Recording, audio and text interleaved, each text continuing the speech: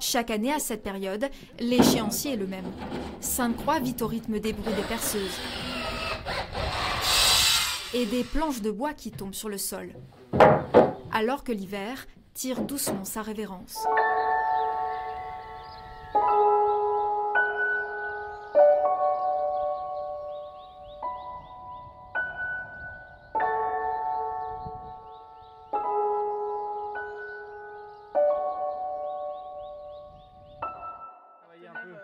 Cette zone du parc n'était jusqu'à présent pas accessible aux visiteurs.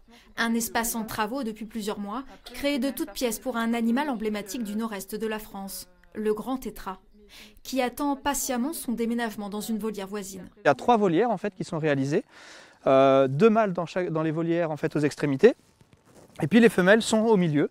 Et les mâles, quand ça va être la période de reproduction, ils vont parader, faire le beau. Et la femelle va pouvoir choisir, en fait, par un petit passage à la dimension de la femelle, mais qui est trop petite pour le mâle, eh bien les femelles vont pouvoir aller avec le mâle qu'elles préfèrent. Et comme ça, on reproduit ce qui se passe dans le milieu naturel. Les mâles paradent et les femelles disposent de celui qui les a le plus séduits. On a essayé de réfléchir dans l'aménagement de ces volières pour permettre aux animaux vraiment de répondre à quasi tous les comportements dont ils vont avoir besoin.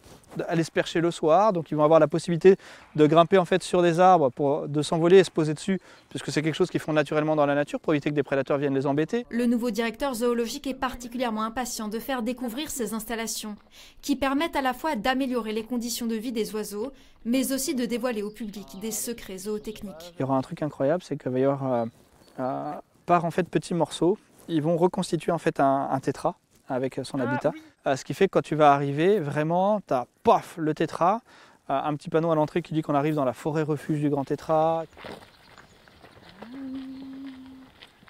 Depuis 2 semaines, les températures sont plus clémentes. Alors les 120 hectares du parc reprennent vie doucement. Karine Gendronneau est chef animalière à Sainte-Croix. Ce matin, elle nous invite à découvrir ces animaux qui sortent progressivement d'hibernation. Terrés au fond de leur terrier, la colonie de marmottes des Alpes commence à peine à pointer le bout de son nez. Là, je vais installer un piège photographique qui va nous permettre de surveiller l'enclos des marmottes 24 heures sur 24 pour pouvoir s'assurer du moment où elles sortent de leur hibernation et vérifier que tout le monde va bien à la sortie de l'hiver.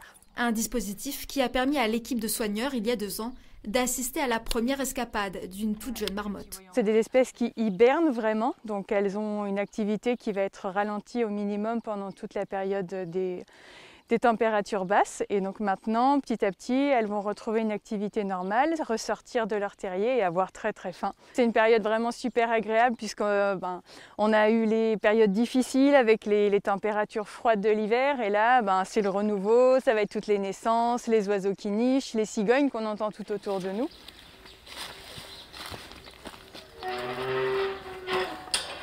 Elle est blanche. Et parmi la centaine d'animaux du parc, s'il y en a un particulièrement emblématique de cette période charnière, c'est bien l'ours brun.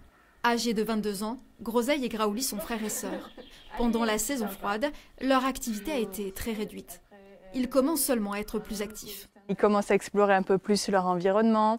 On va pouvoir commencer à leur cacher un petit peu de nourriture dans leur enclos. On a pu suivre leurs éventuelles pertes de poids pendant l'hiver. Et donc maintenant, c'est à nous de leur apporter suffisamment de nourriture pour qu'ils puissent retrouver petit à petit leur poids de forme.